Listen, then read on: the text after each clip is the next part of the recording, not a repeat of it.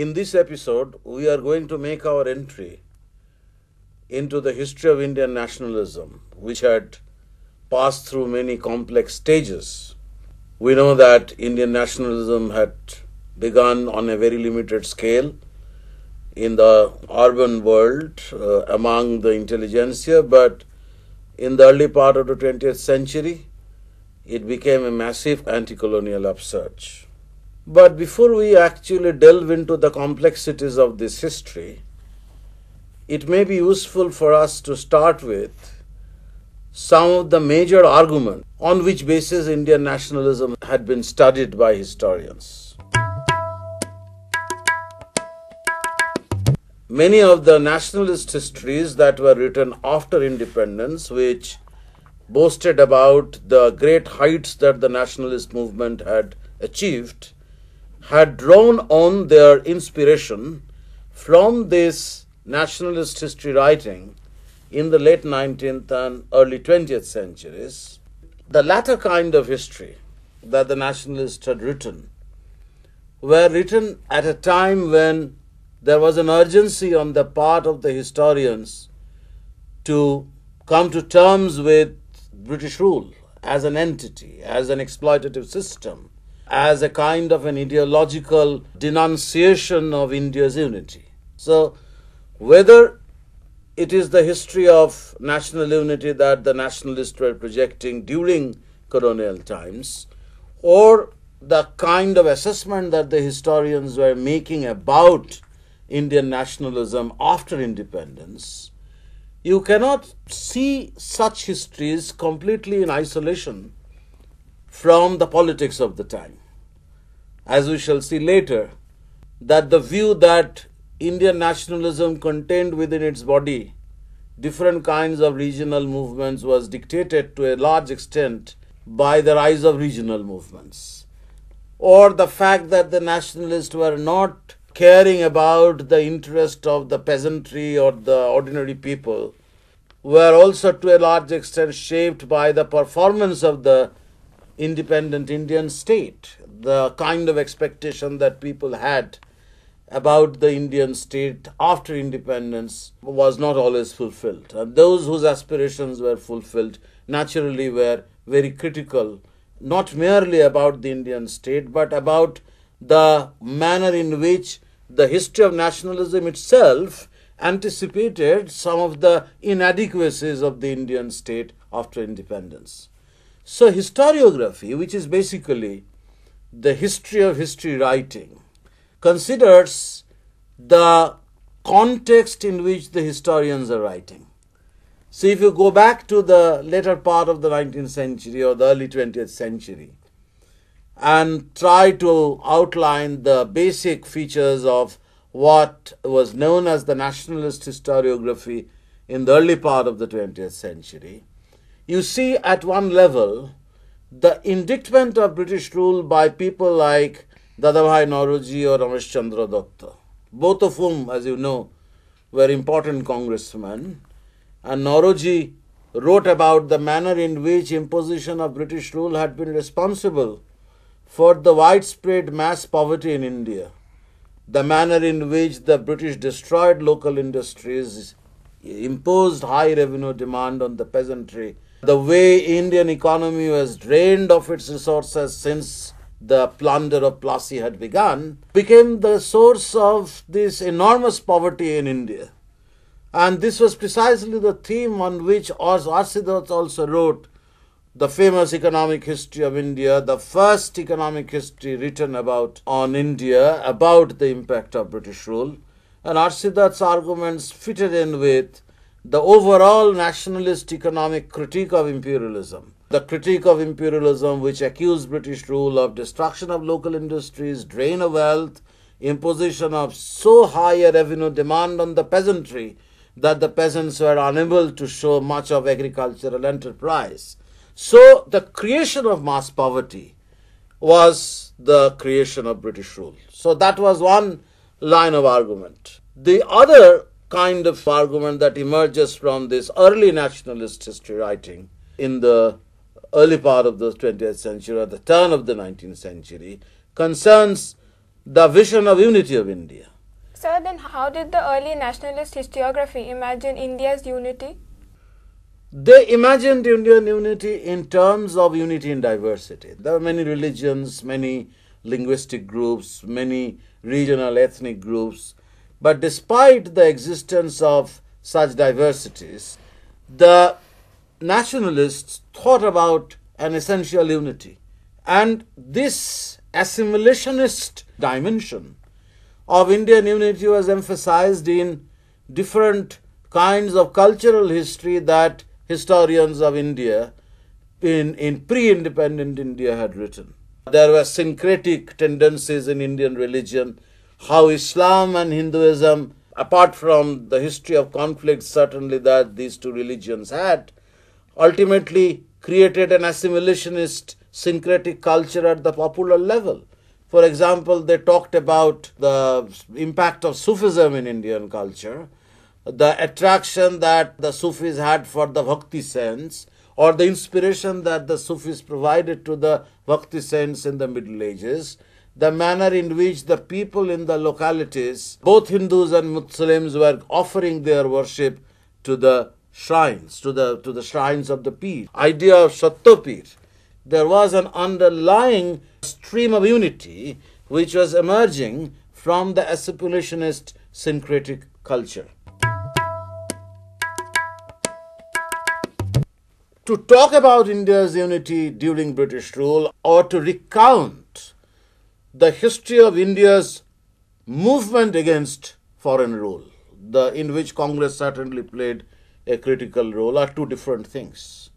Because the ideas that the nationalist historiography at the very early stage had propounded was a part of the struggle against British rule. But once independence was achieved, once historians began to delve deeper into the complex layers of mobilization against British rule, they began to assert that if nationalism in the late 19th century remained very limited to the intelligentsia who were exposed to English education, who absorbed modern political ideas and found that the modern ideals, the Western ideals, democratic ideals that the British were preaching in their own country were never applied to India. So the aspect of un-Britishness of British rule had as one of its features the critique of British rule causing mass poverty. The other dimension concerns the failure on the part of the British to give Indian self-rule. And democratic ideals actually came to India through English education, to which the intelligentsia became exposed and they absorbed these new ideas, and they created their own associations through which initially in the late 19th century the demand for self-government was raised. Historians recently have tried to analyze the emergence of the Congress in 1825 in terms of the rise of a nationalist public sphere. Print culture, for example. Newspapers began to proliferate. Vernacular newspapers published from localities were reporting events of national importance. Even though, say, for example, a small town newspaper in Bengal had nothing to do with textile mills, which were by then concentrated in Western India under indigenous enterprise, were regularly reporting about the iniquities of the British tariff policy, which deprived these infant textile mills in Western India of the prospect of further development. So certain issues were emerging in the public sphere, particularly because of the contribution of print culture, as important hallmarks of what we call a nationalist public sphere. The people who were inspired by these nationalist ideals were arriving at a consensus or to work out an alternative argument about how better India would be under the government of a free state. Associations were formed to articulate demands for self-government, or at least demands for some kind of representative government, which the British were systematically denying to Indians. And in the early part of the 20th century, Such demands became much more powerful with the rise of Gandhian nationalism. The nationalist historiography draws a straight line from, say, 1885 when the Congress was founded as the first expression of an unitarian nationalism on the basis of earlier experiments with provincial associations to a major turning point in the history of nationalism in the 1920s when, under the leadership of Gandhi and some of his closest followers, were emerging from the provinces with a record of popular movement as the generals of the Gandhi's army, who were transforming the character of nationalism and making it into a kind of mass nationalism. So the integration of the peasants, the integration of the so-called backward provinces, not just Bengal, Madras and Bombay, which were more advanced educationally and therefore dominated nationalist politics in the 19th century, but by the early 20th century, when mass nationalism began to emerge with the active involvement of the peasantry, with the active leadership of the intermediary levels of leaders recruited from the hitherto backward regions like United Provinces or Bihar, this was mass nationalism. So how do you respond to the view that the Congress mobilization of the peasantry had many imperfections? Certainly there were imperfections in the sense that many of the promises that the Congress leadership had given to the peasants were never fulfilled. And such indications were clear once Congress was in power in 1937 in some of the provinces. So you can see the imperfections, as the Marxists had done, in the kind of bourgeois landlord class bias of the Congress. Certainly the intelligentsia were recruited largely from the landowning classes. Not always very large landowners, but small landowners. You look at Bengal, for example, most of these English educated elites came from the petty landowning classes. You find similar things among the Chitwavan elite of Bombay, which dominated nationalist leadership. In Punjab, for example, the money lending communities were very influential. So such people, because of their class bias, would not actually allow the Congress to undertake any radical social movement or to undertake strategies of any radical social transformation that very often the local organization of the Congress had promised to the peasantry. So these imperfections certainly existed, but one has to recognize that Congress actually provided certain basic lessons of organizations to the peasantry. If you look at the late 19th century peasant movements, which were mostly sporadic, which came in cycles, but which were never able to create a kind of a massive upsurge that you come across in the 1920s or 30s, when peasants became integrated within the Congress movement, when local leaders of the Congress were able to mobilize their peasant followers in the rural areas, when the Congress organizations were actually proliferating at the local level. And historians have found out how, as a consequence of the spread of Congress organizations at the local level, the Congress itself created a kind of an alternative state, a chain of command, which actually links the Congress High Command at the top with the block level or the village level Congress organization. So who are these men? These men were not always very powerful men or rich men who would be deliberately plotting strategies against their compatriots. These men brought nationalism to the peasants. Very often it is suggested that if nationalism in the 19th century existed in the mind of the leaders, nationalism in the 20th century managed to enter the heart of the people. And the crucial role that these local mobilizers had played requires to be recognized when we talk about the imperfections of the Congress. Imperfections certainly existed in the nationalist mobilization of the Congress, even in the Gandhian phase. But while we recognize these imperfections, we are also required to have some sympathy for the nationalist Unitarian argument of the kind that you come across in the works of scholars like Majid Siddiqui. For example, he wrote on agrarian mobilization in United Provinces or present-day Uttar Pradesh, where he shows how the Congress actually taught the peasants to stand on their own feet. There were local organizers like Baba Ramchandra who had been able to mobilize the peasantry and brought them within the fold of the Congress. And it is not proper to minimize the importance of the kind of contribution that the Congress organizations were making to what is known as peasant nationalism, or to what is known as mass nationalism. But that is not only the critical point that is raised by the historiography of the 1960s of Indian nationalism. During the 1950s and 1960s, in the immediate aftermath of independence, where people were euphoric about achievement of freedom, when the people were looking for prospects of a free, prosperous India, some of the problems inherent in nationalism were somewhat overlooked. It was a discourse of optimism.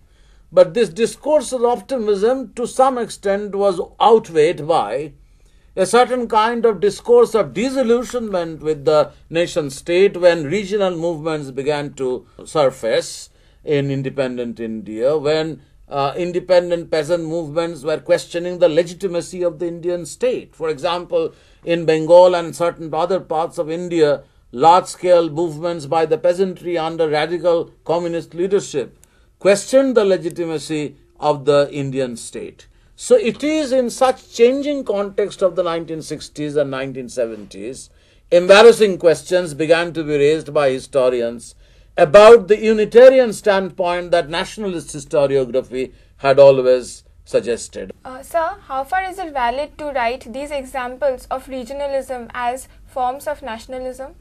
No, it is not nationalism per se, but you have to admit that even Rabindranath Tagore actually in one of his essays suggested that Indian nationalism must be understood as Bharatvarsha Mahajati. So there is the notion of a great Indian nation, but this great Indian nation in its body contained several little nationalisms. So if you are emphasizing the ability on the part of these little nationalisms to create a certain movements which were questioning the legitimacy of the Indian state after independence, then if you go backwards from this kind of a situation, there is every likelihood that you will find in these movements some kind of an alternative vision of nationalism which is more regionally focused, or which is nourished by a sense of cultural unity at the regional level. So Tamil nationalism, for example, on which you have a very important work by a man called Eugene Erskine, an American historian.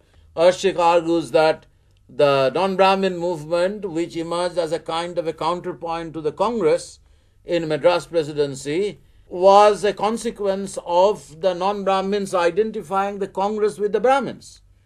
So the Congress was dominated by the Brahmins in South India, and the non-Brahmins who were disgruntled about Brahmin domination in the region found the Congress as a vehicle of Brahmin domination, and they created their own outfits, their own organizations, which we know as non-Brahmin mobilization. And these non-Brahmins looked upon the Brahmins and the Congress as a representative of an alien North Indian culture.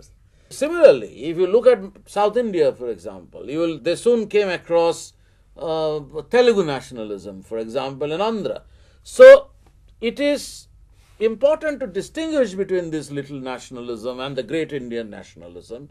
But historiographically speaking, one has to recognize that within this large country, where you have multiple languages, different kinds of ethnic affiliations and loyalties, regional culture is capable of developing into some kind of alternative nationalism, some kind of nationalism which would at certain points of time question the legitimacy of the pan-Indian nationalism.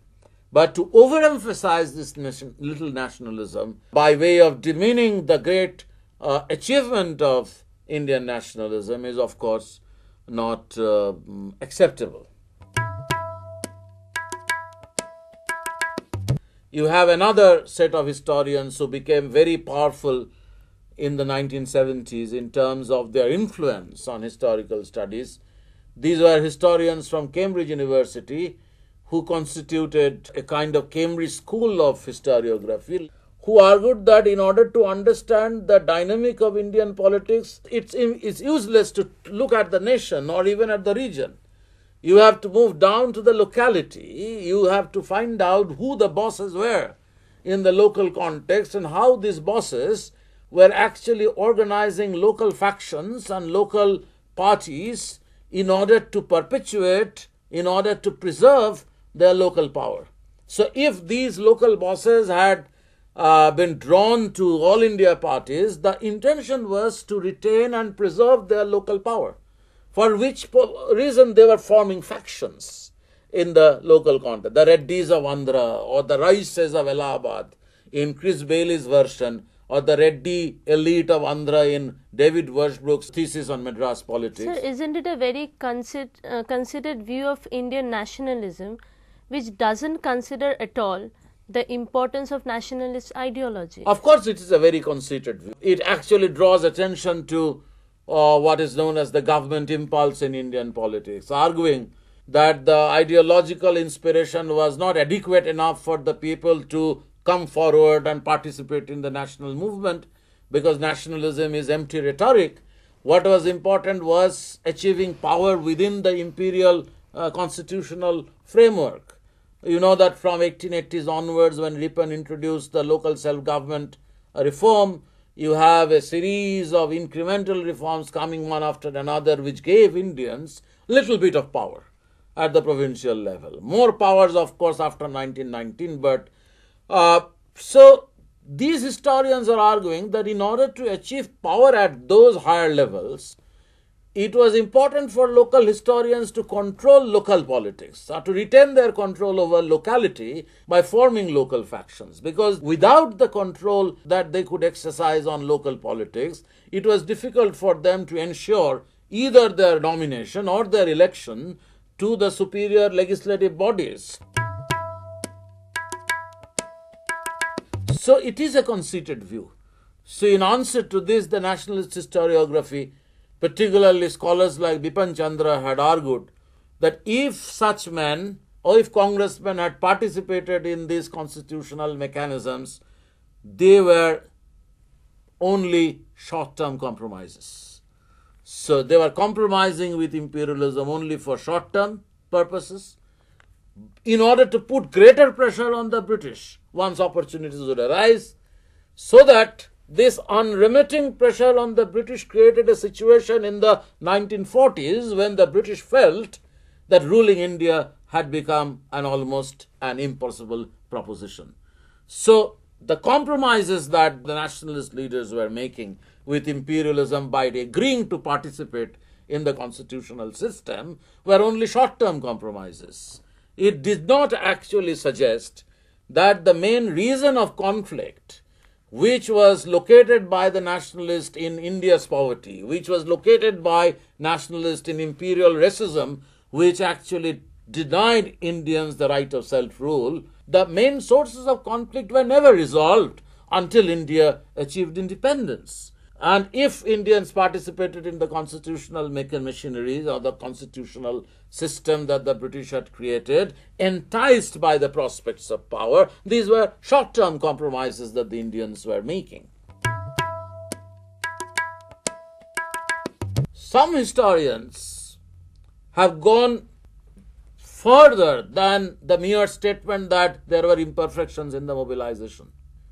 Some historians who belong to the Subaltern school have tried to argue that the world of peasant politics in the villages and the world of elite politics, of which Congress was, of course, the best expression, the finest expression, the most powerful expression, there was a deep chasm, the two different worlds.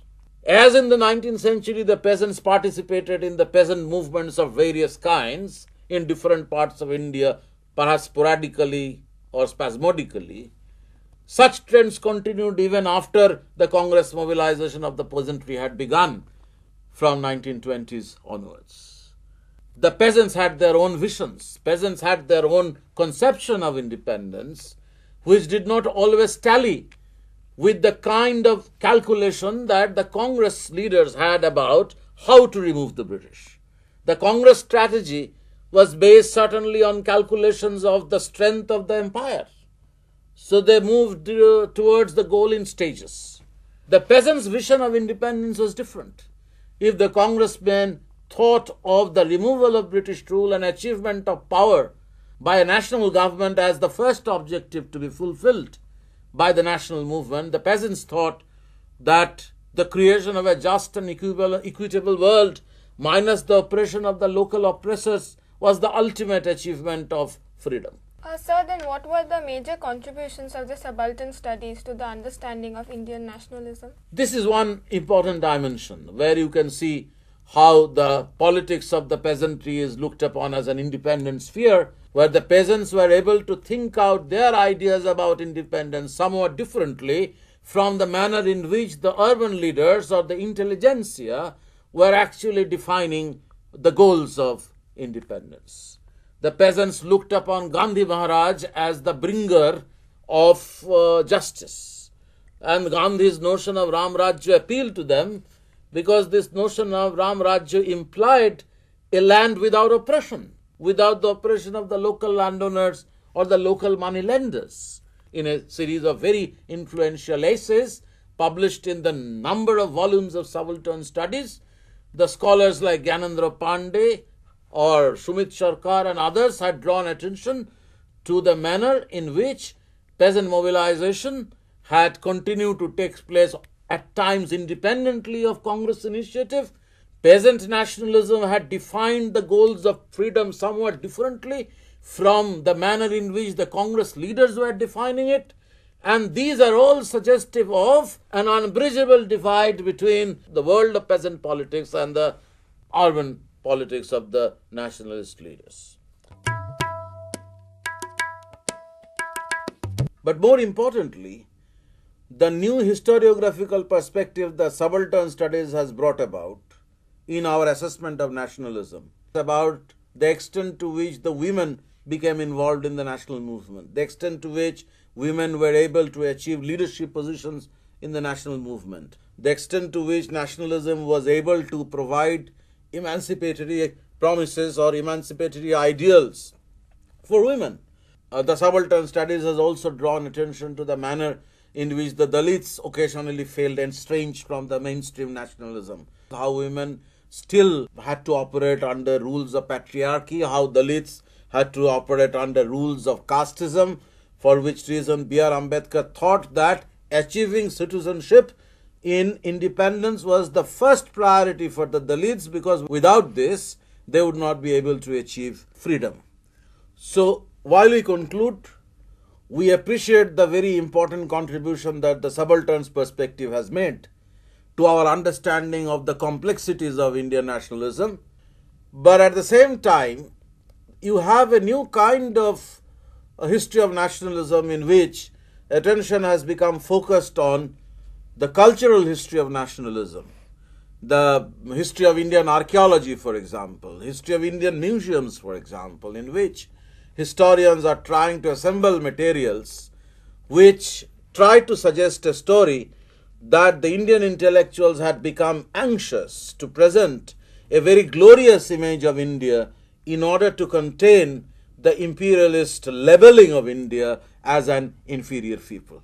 So you have a nationalist cultural history emerging, or at least a history of Indian culture which tries to address this problem of how nationalist culture, in the sense of understanding of India's past or understanding of Indian archaeology, became a source of inspiration for nationalism during British rule.